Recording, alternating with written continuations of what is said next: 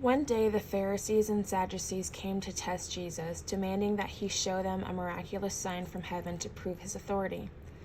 He replied, "You know the saying, red sky at night means fair weather tomorrow, red sky in the morning means foul weather all day. You know how to interpret the weather signs in the sky, but you don't know how to interpret the signs of the times.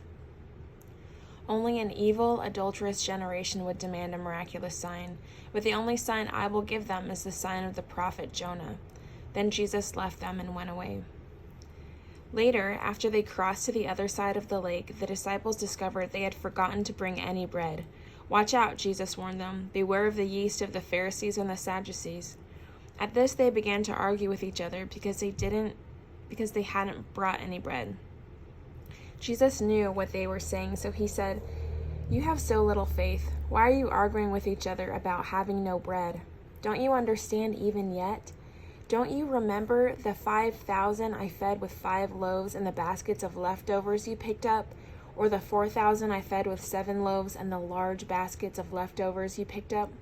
Why can't you understand that I'm not talking about bread? So again I say, beware of the yeast of the Pharisees and the Sadducees." Then at last they understood that he wasn't speaking about yeast in the bread, but about the deceptive teaching of the Pharisees and the Sadducees. When Jesus came to the region of Caesarea Philippi, he asked his disciples, "Who do people say that the Son of Man is?" "Well," they replied, "some say John the Baptist, some say Elijah, and others say Jeremiah or one of the other prophets." Then he asked them, "But who do you say I am?"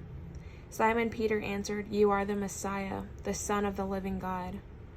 Jesus replied, "You are blessed, Simon, son of John, because my Father in heaven has revealed this to you.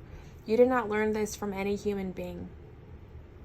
Now I say to you that you are Peter, which means rock, and upon this rock I will build my church, and all the powers of hell will not conquer it.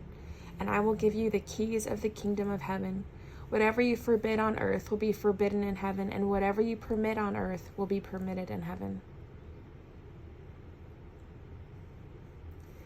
Then he sternly warned the disciples not to tell anyone that he was the Messiah. From then on, Jesus began to tell his disciples plainly that it was necessary for him to go to Jerusalem and that he would suffer many terrible things at the hands of the elders, the leading priests, and the teachers of religious law. He would be killed, but on the 3rd day he would be raised from the dead. But Peter took him aside and began to reprimand him for saying such things. "Heaven forbid, Lord," he said, "this will never happen to you." Then Jesus turned to Peter and said, "Get away from me, Satan. You are a dangerous trap for me. You are seeing things merely from a human point of view, not from God's." Then Jesus said to his disciples, "If any of you wants to be my follower, you must give up your own way, take up your cross, and follow me. If you try to hang on to your life, you will lose it. But if you give up your life for my sake, you will save it. And what do you benefit if you gain the whole world but lose your own soul? Is anything worth more than your soul?